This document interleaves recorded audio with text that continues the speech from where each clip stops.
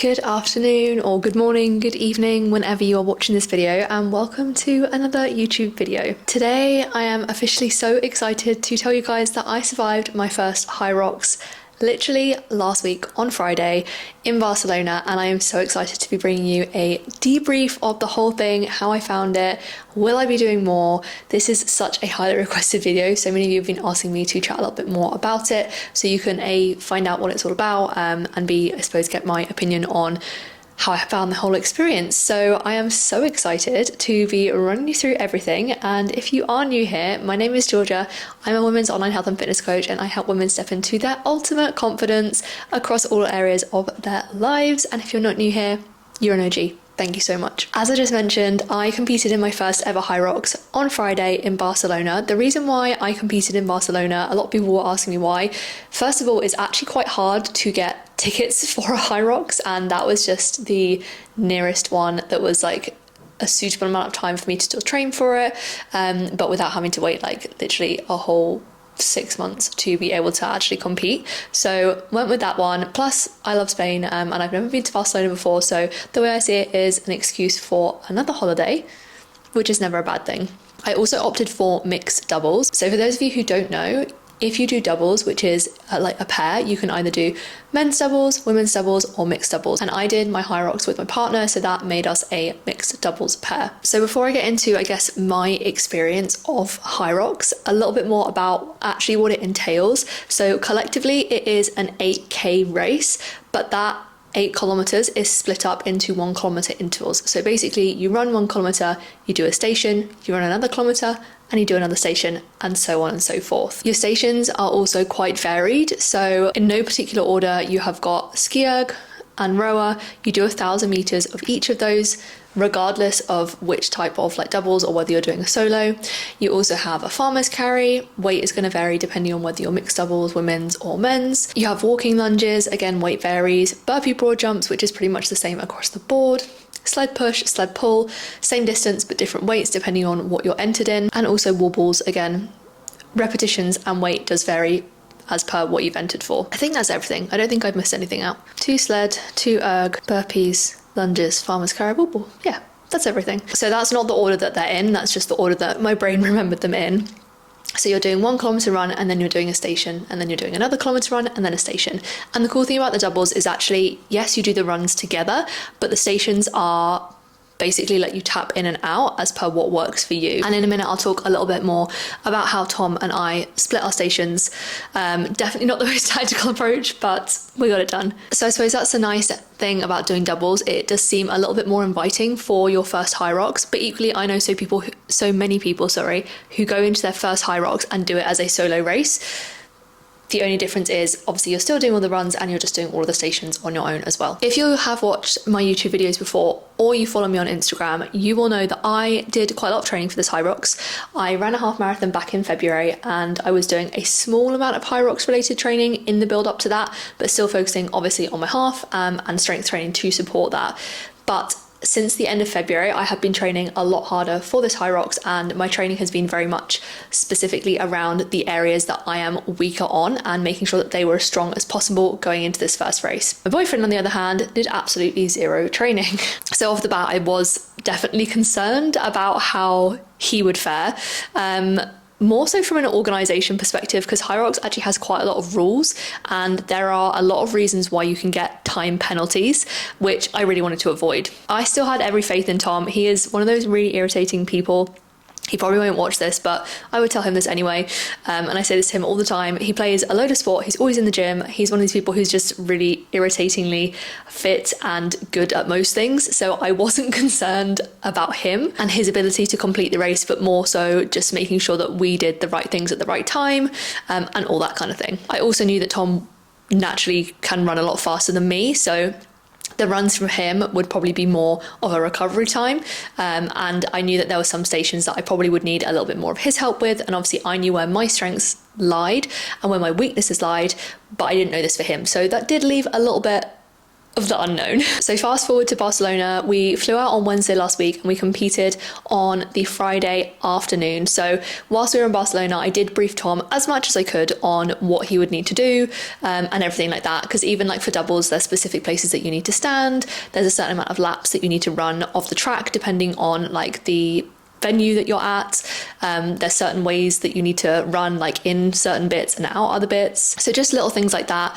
I just wanted to make sure that we were as on it as possible with regards to like the rules. So I tried my best to fill him in on everything. One thing that I would say with competing abroad is that I found the nutrition aspect really difficult. Obviously the week of my Hyrox I went into a taper and all training was accounted for, so that was absolutely fine. I did a shakeout run the day before in Barcelona, which was so beautiful, and I went into a carb load from Wednesday, so the day that we flew was when my carb load started, which definitely made things a lot harder. And again, if you know me personally or you're one of my clients or you follow me on Instagram, my stomach is pretty sensitive, so it doesn't like eating different things, and that's probably why I eat quite similarly from day to day. And obviously being abroad, I couldn't have access to a lot of the things that I normally eat. Nutrition definitely was a little bit different to what I wanted it to be. Plus my mum actually flew out with us as a surprise, which I didn't know about. So that meant, again, just a little bit more eating out, more drinks, that kind of thing in the build up to Hyrox, which again, I hadn't really planned for, but sometimes we just have to roll with the punches, right? I still made sure that I was making good choices, getting a lot of protein in, getting my carbs in as much as possible. And the day of the race, I was definitely a lot more conscious of the choices that I was making, because I know if I run on foods that my body isn't going to like digest as easily, like I will not feel good at all. And Hyrox is definitely a running race. There is a lot of running, and you definitely run more than 8 kilometers for that as well. Plus, something that I also found difficult was the fact that we competed in the like late afternoon. Our start time I think was 3:40, so nearly 4 o'clock, and I usually would train either in the morning, either like early morning or mid-morning or early afternoon, so it very much was out of alignment with when I usually train. So that's also something that probably threw me off a little bit. And I especially find that with running, it's very time in the day specific. Like right now when I'm filming this, it is 5:30 in the evening. You could not pay me to go on a run right now. You literally could not pay me to go on a run right now. I just feel like when I've eaten a whole lot more throughout the day, I just feel more fatigued as the day goes on naturally. I do find it much harder to run later in the day, and my body is very much conditioned to running sort of pre 3 p.m. But again, it is what it is. You cannot choose your start time, so that's another thing I suppose to be aware of. And when it came to the actual race, our finishing time was 1 hour 22 minutes and I think maybe 18 or 19 seconds, which is pretty much in alignment with where I wanted to be. I went into this race thinking I ideally would like to be under an hour and a half. Obviously I knew what I was capable of, but didn't know so much what Tom was capable of, which made this kind of hard to gauge. And I also wanted to go into it quite open-minded just because it was my first one. So the fact that we still came out with that time, I'm pretty happy with, and I definitely feel like we have set a solid benchmark. I also went into it not actually knowing if I would enjoy the race. I think I hoped that I would enjoy it, but I think above all I really wanted it to be something that Tom also enjoyed, so maybe we can do more in the future. And I can safely say he did. He actually said he would do it again, which I'm really surprised about. So we definitely will be doing more mixed doubles, which is so exciting. So let me run you through a little bit of how the actual like race and setup went. So when you get there, I will say it's a little bit overwhelming. It's very busy. There's a lot of people in Hyrox merch with Hyrox rucksacks and Hyrox badges, like finishers badges, and I thought I was going to walk in to like the actual stadium and be like, okay, this is a lot, but actually, despite what you see on the outside, the atmosphere is absolutely incredible. Everyone is so encouraging, like regardless of people's abilities, people's ages. Like it felt super inclusive, which was really nice. And I actually spoke to quite a few people who were there competing for their first time as well, which again is just like really nice and really reassuring. So we got there, got our numbers written on our arms, got our wristbands, our little tag things that you have to wear on your ankle, went and dropped our bags, and then once your sort of like time is like near, you go to the warm-up area, which has like all of the different pieces of equipment that you have during the Hyrox, so you can practice, you can make sure that you're fully warmed up. So we made sure we did a little bit of a warm-up and got Tom on the sled push, because that was the one station that I had not been able to lift, or push rather, the mixed doubles weight in my training. So in my training, that was like the big sticking point for me, was the sled push. And I had built myself up to pushing 135 kilos, including the sled. And the Hyrox weight for mixed doubles, I want to say, is 152 kilos. So I'd kind of already pre-warned Tom and said, not quite sure if I'm going to be able to move the sled. You might just need to kind of like take that one. But we both had a practice with the sled before, and I moved the sled and I actually could have cried with excitement. So that was really good. And obviously just wanted to make sure that Tom was happy with that. Not that he would have had a choice anyway. So yeah, you go into the warm-up area, and then about 5 minutes, I think, before your start time, you basically go into this, what I can only describe as a pen, like this little holding tunnel. And I won't lie, like that's quite scary. I was a combination of like excited obviously to do something fitness related, but also very nervous, being my first Hyrox, and I naturally put a lot of pressure on myself. So definitely was nervous going into it, because I wanted to come out with a good time. I wanted to be under that hour and a half mark, and I had definitely set my standards quite high. So yeah, by the time we got into that little tunnel slash pen situation, I definitely was pretty nervous. The atmosphere again is like amazing, you know, everyone's like cheering each other on, like hyping each other up, there's music playing, like you feel so amazing, but also it's very scary at the same time. And I remember looking at my watch and checking my heart rate, which was like maybe 120, and I was just stood in this pen.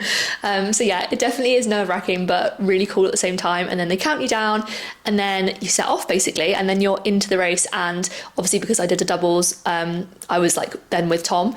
And I think another thing that was really nice for my first Hyrox was to know that like he was there, and like we had each other's back like throughout the race. So you go straight into your first run, and we definitely had a fairly fast first run.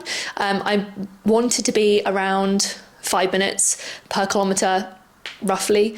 Anything under than that is obviously like a bonus. So our first kilometre was definitely pretty fast. I actually haven't looked at our race splits. I need to check them online. And then you go into your first station, which was a ski erg. I did that one. That was like a mainly me station. So basically the way that you split up your stations is completely up to you. As I said, you just have to do the runs together, and you do have to stay with your partner, because bless Tom, he was like, well, I can just run ahead and start the stations. And I was like, that's not how it works. So you have to run together. And this particular Hyrox, it was 2 laps before you then enter the rock zone. My first couple of laps, I was massively just like scoping out everything, making sure I knew where everything was, so that we could basically go the correct way and not cost us any time penalties basically. So first kilometre was definitely pretty fast. Went into the ski erg. I did about 750 meters of that. Tom did 250. I think he jumped in at 500 meters, and then I finished off the last 250. We then went into our second run, and then it was into the sled push, which I did one length of, which is 12.5 meters. And honestly, for me, I was so buzzing, because like I said earlier, I was really quite apprehensive about the sled push and being able to move that weight. So Tom did the first length, I did the second, and then he did the third and fourth. And I think it was at that point he realized that this wasn't going to be as easy as he thought. I remember him saying that his legs felt super heavy at that point. So we took our next run very slightly slower, and then we went into the sled pull, which again I did about a length and a half of. I actually struggled a lot more with the sled pull than I thought, because sled pull was something that moved really nicely for me in training, and I actually trained heavier than the Hyrox weight, which I think is 102 kilos, including the sled, I want to say, for mixed doubles. And I actually pulled heavier than that in training multiple times, so I was quite surprised. It just goes to show, you know, with different tracks, different sleds, everything like that, it can feel different on the day. So sled pull did surprise me in that way. So I did about a length and a half, and again, Tom did the rest of that. And then we went into our third run, and that's when Tom hit a little bit of a wall, maybe just because his body is not conditioned to work in that way. Like, it was always going to happen at some point. So we did a very brief walk, and then went back in to finish the 2 laps. And I must admit, I was concerned. I thought he was a goner, but he really did come back, like, and some. So hats off to him for coming back from that, because yeah, I was a bit concerned at that point. What station was next? Can't remember what station was after that. I'm just going to double check. I think after that was burpees, I want to say. Yes, I've just checked. Next station was burpees, and I love burpees. So I took probably about 2/3 of the burpees. I did half the track because you go kind of like there and back. So I did the first half, Tom did like a little bit, and then I finished off the rest of the burpees. The funny thing as well about competing in Barcelona is all the people who are there to like make sure that you're doing it correctly, and like correct you if something's wrong, etc, etc. Like they quite often would speak Spanish, so got 2 muy biens for my burpees, which was a nice win. That was the next station, and then we moved on to the row. By this point, Tom still was not feeling 100% fabulous, so I did the entire 1,000-meter row, and then we went back into the run, and that's when I got the absolute stitch from hell. I have probably only had one stitch in my life that was worse than the one that I had at Hyrox, and I actually said to Tom that it felt like it was like under my rib cage, and it almost felt like my lungs were bleeding. Like it was pretty bad. So the pain cave was strong at that point, but we carried on and we went into, I think, the farmer's carry next. Let's double check. Yes, after the row was 200-meter farmer carry. Again, a station that I was quite happy with. The great thing about when you compete is that they have big buckets of chalk, so that definitely helps.